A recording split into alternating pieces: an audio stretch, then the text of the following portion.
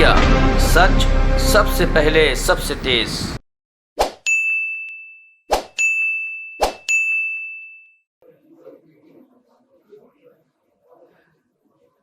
गोवा में एसटी समाज के काफी संख्या में लोग रहते हैं, लेकिन अभी तक जितनी भी सरकारें आई उन्होंने शेड्यूल ट्राइब समाज के लोगों के साथ अन्याय किया।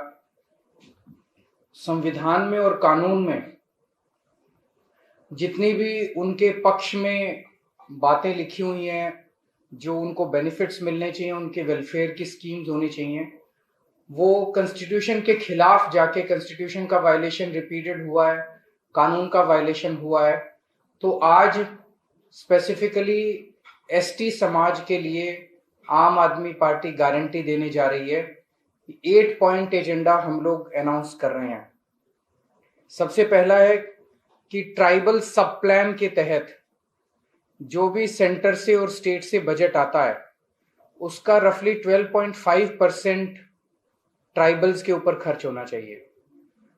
दैट अमाउंट्स टू रफली 2400 crore rupees every year. 2400 crore रुपया ट्राइबल्स के ऊपर खर्च होना चाहिए, लेकिन मुश्किल से 200 या 300 करोड़ रुपया उनके लिए बजट में रखा जाता है और साल के अंत में वो भी खर्च नहीं किया जाता। इसी वजह से ट्राइबल एरियाज के अंदर इंफ्रास्ट्रक्चर का बहुत बुरा हाल है। सड़कें नहीं है, बिजली नहीं है, पानी नहीं है उन एरियाज के अंदर। तो आम आदमी पार्टी आएगी तो ट्राइबल सब प्लान का टोटल पैसा जो है वो ट्राइबल्स के ऊपर खर्च किया जाएगा। We will ensure this. दूसरा, almost 3000 vacancies, almost 3000 posts which are reserved for ST people, they are lying vacant. उनको अभी तक भरा नहीं गया। more than 3000। इन सारी पोस्ट्स को इमरजेंसी बेसिस पे भरा जाएगा और एसटी समाज के बच्चों को नौकरियां दी जाएगी।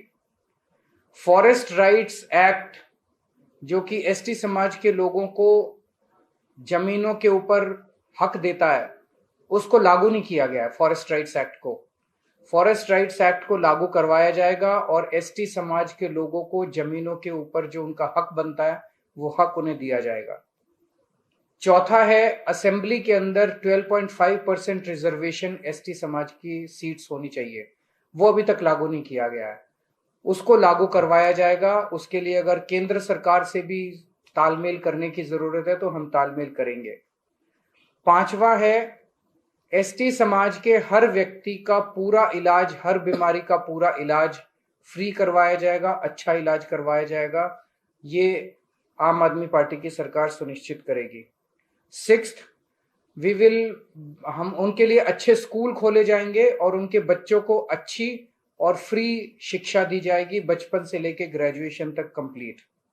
सेवेंथ, जैसे दूसरों के लिए ऐलान किया ऐसे इनको भी ₹1000 per month per woman more than 18 years will be given every month in their bank account.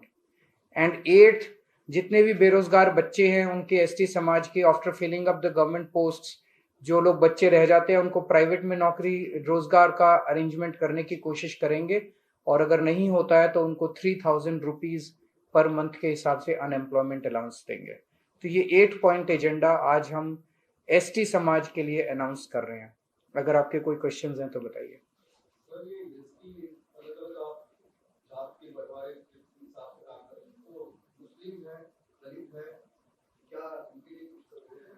ST SC ये तो कॉन्स्टिट्यूशन के अंदर है, ये तो कॉन्स्टिट्यूशनल प्रोवाइडेड राइट्स हैं। कॉन्स्टिट्यूशन के अंदर रिलीजन के बेसिस पे कोई प्रोविजन नहीं है।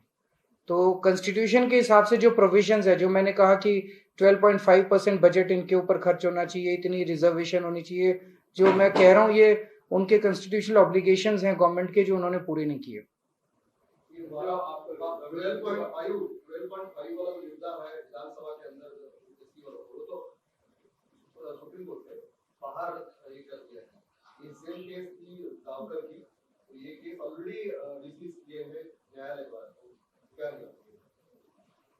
I think we should discuss this in assembly as well as constitution. We have to constitution. देखिए, ये कॉन्स्टिट्यूशनल वैलिडिटी का पॉइंट जो है, जो असेंबली में लेना चाहिए, हमने मेरे ख्याल से as representatives of people and representatives of weaker sections, we should fight this out in terms of bringing laws appropriate for giving these rights to these people. I think there should not be doubt in anybody's mind as far as Goa or India is concerned that this should be considered on priority basis, because ST community, as far as Goa is concerned, as far as rest of the country is also concerned, is neglected for over a period of time. I think it's time the things change, we change our mindset, and let's not get into legal tangles as far as this is concerned. We will take appropriate steps in that regard. ST community को voters का attract करने के लिए ये agenda आपने किया है, तो बोल सकते हैं? हम तो सभी के लिए एजेंडा ला रहे हैं। जैसे हम 1,000 रुपए महिलाओं के लिए लेके आए, तो आप बोल सकते हैं कि महिलाओं को अट्रैक्ट करने के लिए किया। हमने कहा कि बिजली सबको फ्री देंगे, तो सारे गोवा के लोगों को अट्रैक्ट करने के लिए दिया। आप बोल सकते हैं, बिल्कुल बोल सकते हैं। बहुत अच्छा रिस्पॉन्स है लोगों को। मैं दिखाना चाह रहा था कि ये टैक्सी ड्राइवर ने के बेटे ने ये तस्वीर बना के भेजी है। तो मैं सोच रहा था कि मैं तो दिल्ली से आता हूँ, कभी कभी आता हूँ, तो यहाँ के लोग इतना प्यार करते हैं आम आदमी पार्टी से, आम आदमी पार्टी के लोगों से, हमारी आइडियोलॉजी से। कल 8 साल का एक बच्चा आया था, उनके पिताजी बीजेपी में है, और वो मुझे सारा बता रहा था। वो नेट के ऊपर पढ़ के आया था कि आम आदमी पार्टी क्या क्या काम करती है। वो बोला मैं इस बार अपने पूरे परिवार का वोट आपको दिलाऊंगा, जो मर्जी करना पड़े मुझे। तो मेरा अपना ये कहना है, मैं तो कल भी बोला था कि इस बार एक बार कांग्रेस के भी सारे वोटर्स, बीजेपी के भी सारे वोटर्स, एमजीपी के, जीएफपी के सारे वोटर्स मिलके, आप अपनी पार्टी में रहो लेकिन मिलके एक बार आम आदमी पार्टी को वोट दे दो, गोवा अच्छा हो जाएगा। बहुत अच्छा है, इज वेलकम।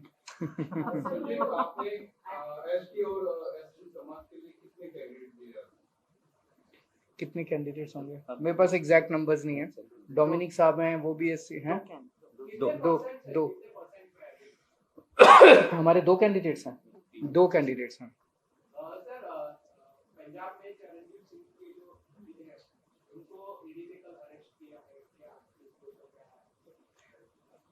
उन्होंने 111 दिन में ही कमाल करके दिखा दिया।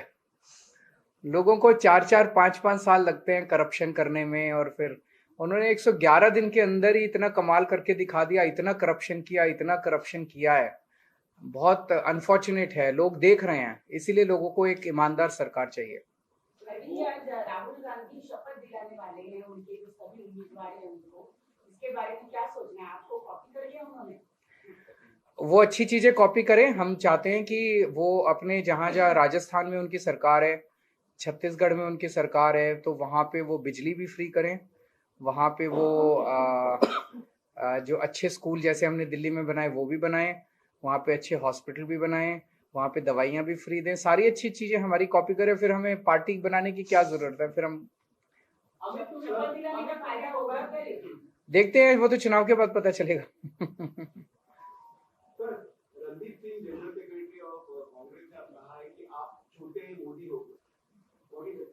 उनको कहने दीजिए, उससे क्या फर्क पड़ता है। वो एक्चुअली उनके सपने में भी मैं भूत की तरह आता हूँ। रात को वो सोते हैं ना, तो 24 घंटे उनके दिमाग में मैं ही घूमता हूँ। कभी कुछ कहते हैं, मुझे खूब गालियां देते हैं ये लोग। मैं उनको कहना चाहता हूँ कि मुझे गाली देने की बजाय जनता के लिए काम करें। अगर वो जनता के लिए काम करेंगे तो केजरीवाल का वजूद ही खत्म हो जाएगा। आज हमें लोग क्यों पूछते हैं, हमें क्यों प्यार करते हैं? क्योंकि हम जनता का काम करते हैं। हम उनके बच्चों को अच्छी एजुकेशन देते हैं, हम उनके परिवार को अच्छा इलाज देते हैं, हम उनको बिजली देते हैं, इसीलिए लोग हमारी। तो आप भी करो ना। केजरीवाल को गाली देने से क्या फायदा है? मैं छोटा मोदी हूँ, बड़ा मोदी हूँ, फलाना हूँ, क्या फर्क है? उसी सवाल के बीच पर एक सवाल का 2 महीने पहले जब कोई भी की पार्टी के कोई नेता आते थे तो उन्हें पॉलिटिकल टूरिज्म कहा जाता है। आजकल आप गोवा के सीएम ने आपको कि आपको दिल्ली में काम नहीं है, इसलिए बार-बार वो आते हैं। देखो, गोवा वाले को भी काम नहीं है, वो सारा दिन दिल्ली बैठा रहता है। प्रमोद सावंत वो भी तो दिल्ली बैठा रहता है सारा दिन। चलिए ठीक है, थैंक यू।